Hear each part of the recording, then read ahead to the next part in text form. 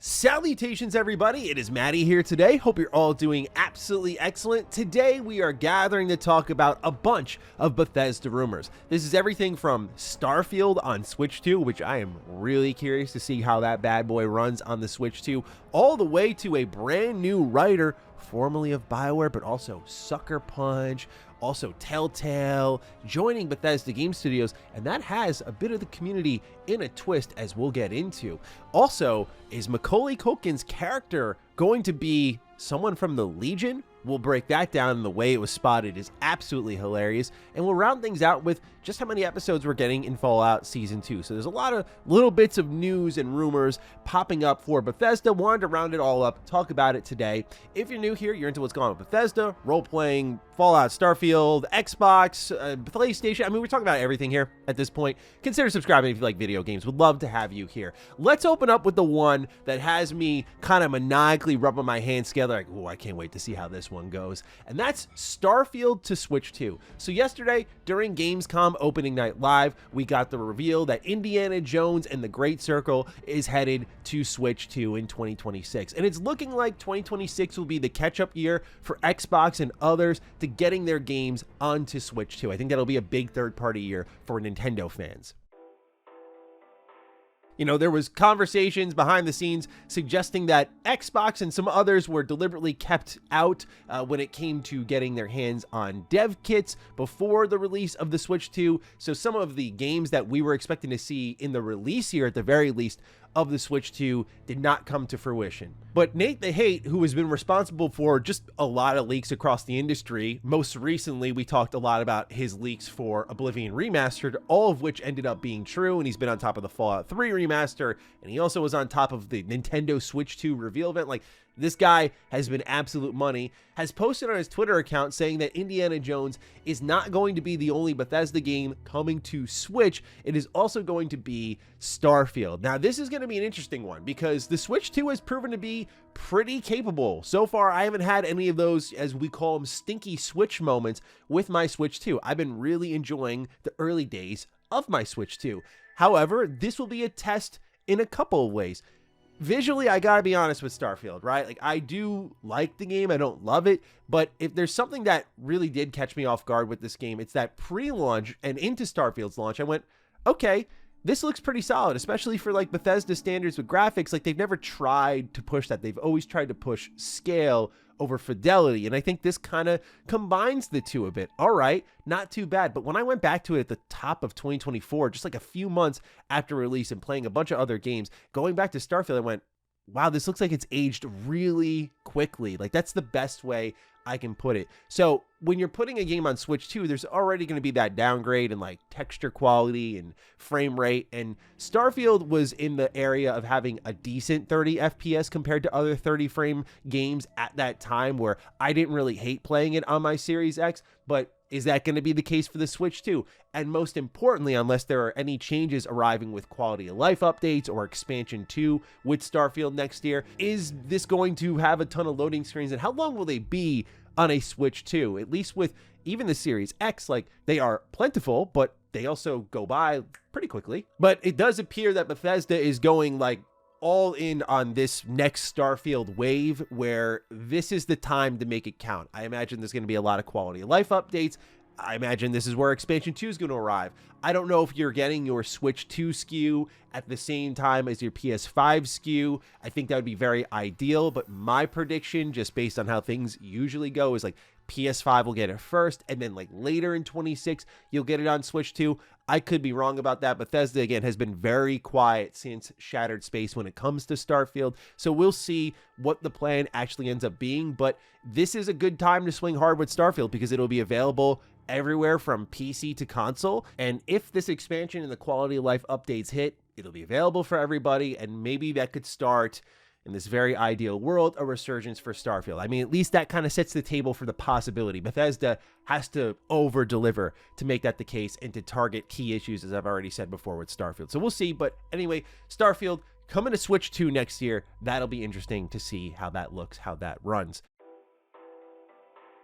Next up, this was a big one and it was making headlines. A new writer from Sucker Punch is joining Bethesda, and this is likely in a major way given his prior position, so it does hold additional weight compared to other writers joining Bethesda Game Studios. John Dombrow is joining Bethesda Game Studios as a senior quest designer. Previously, he did work on Ghost of Yotei in a full-time capacity for the last 2 years, but you might be first hearing how I'm laying this out and going, oh wait, I thought I heard about a different writer joining Bethesda.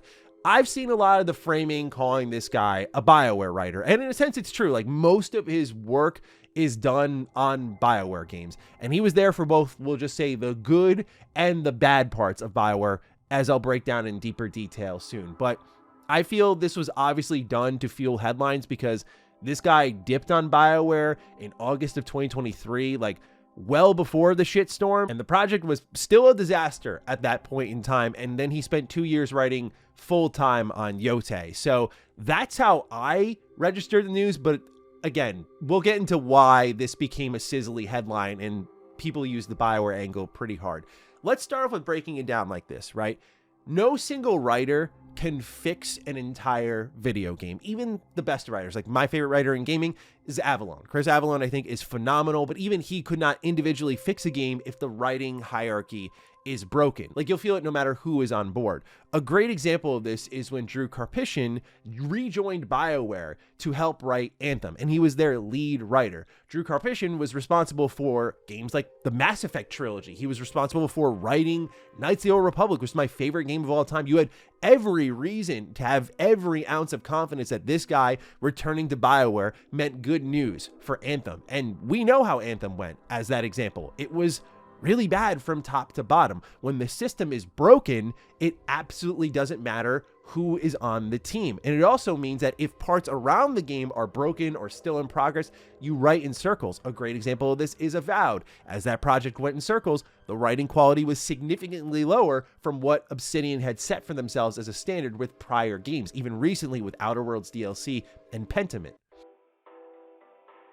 This also works the opposite way too. Like, no single writer is going to break a game if the system is good. And honestly, they stand a better chance at improving if those rules are very clear. The problem is that, to many, Bethesda's writing quality is incredibly spotty, and many are vocal about it being just plain terrible. Like, for every Nick Valentine or UC Vanguard questline, they feel more like anomalies rather than the consistent writing standard that's been set across an entire experience. Like, people don't talk about the breadth of Oblivion writing even. They talk about the Dark Brotherhood questline specifically. Like, that's Bethesda writing in a nutshell. There are these pockets of gold that you'll find, but I think other parts of it aren't as bad as people say they are, but they're definitely not like, say, CD Projekt Red Cyberpunk 2077 level, where, like, I think across the entire game, it just keeps hitting. So what I'm saying is that, simply put, Bethesda's writing and quest division doesn't inspire an entire world of confidence, especially after an exit like Will Shen's, where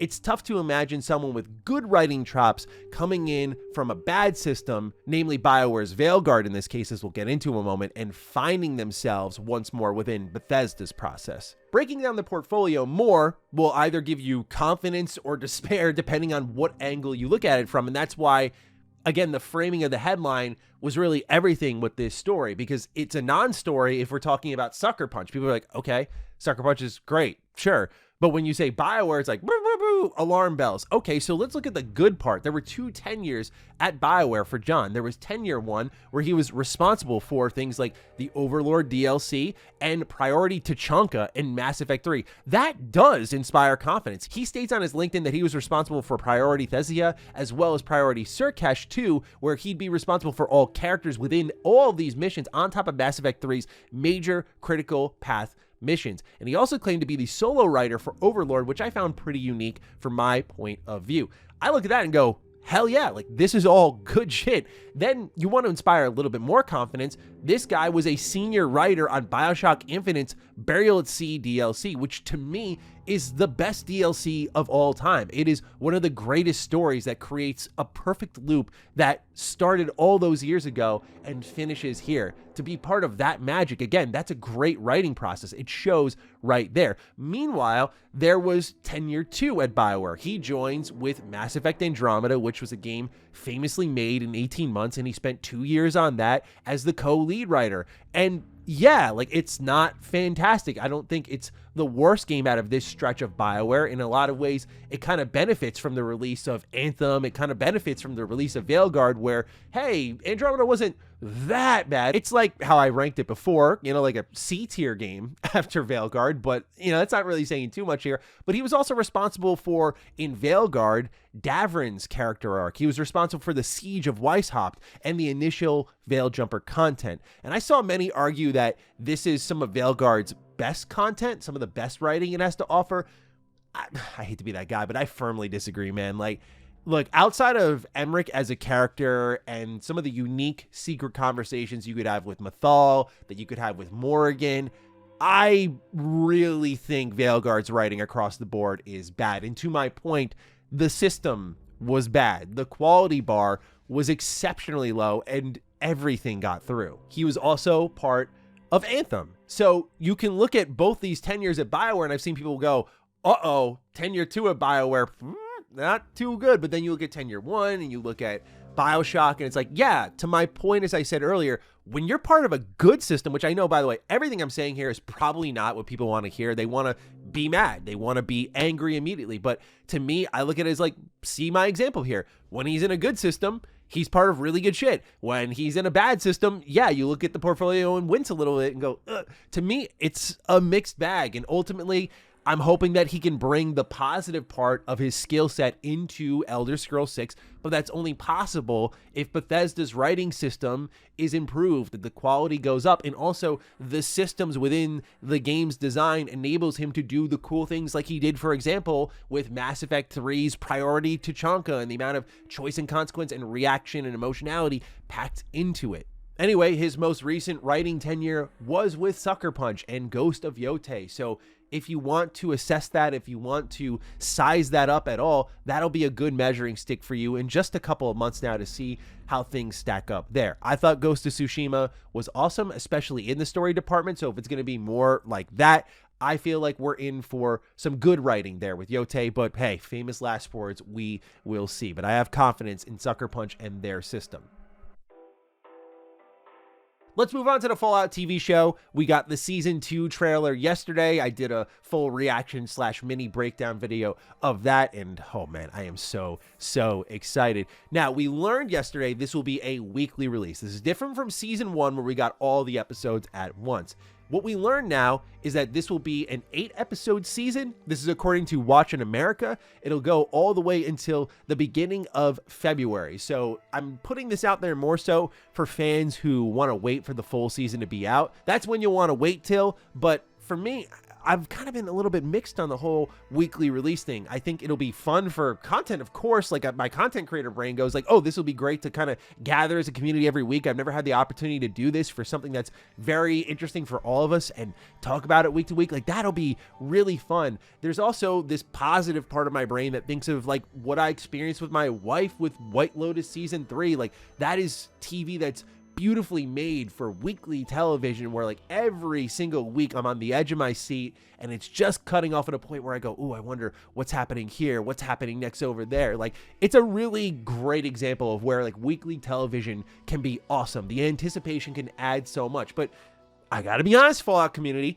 knowing some of y'all and how we stomp our feet and we whine a little bit about the lore, I do worry about weekly television for some of you folks who really don't want to wait till the story is complete. Like, we saw the reaction when the story was incomplete in season 1. I'm like, it's a TV show. We need to wait for the seasons to come out until the story's done. Then we can assess, like, what did Bethesda and their team botch with the lore. But yeah, it could be either a long 8 weeks in a good way or a bad way, but I thought maybe being able to map it out and knowing that, yeah, it's going to be 8 episodes would help you out a little bit more in some of your entertainment planning. No doubt, again, we'll be here throughout the holiday season talking about this week to week. Hang on, I got to check my calendar here. So they're starting season 2 on the 17th. Wow. So I will be working Christmas Eve this year for the first time in like a decade. Wow.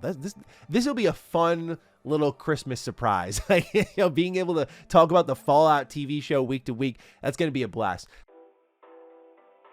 Last bit of Fallout TV show rumors goes over to Macaulay Culkin. Kevin! Okay, so where is Kevin gonna be? We know he was cast for this show.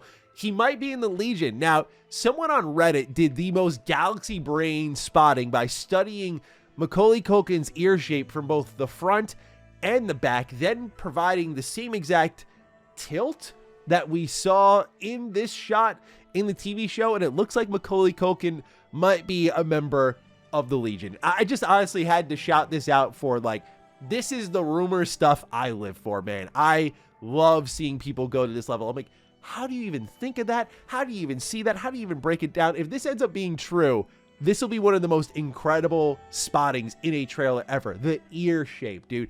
Give this individual a round of applause, especially if they are correct. But just even to make a close enough a connection where I look at it and go, yeah, that ear shape checks out. I mean, it'll be hilarious if true. But nonetheless, ladies and gentlemen, this is your batch of Bethesda rumors for the day. Let me know what you're thinking down below. I'm looking forward to getting your thoughts. Other than that, take excellent care of yourselves, and I will see you in the next one. Stay sexy, stay active. I love you all. Peace.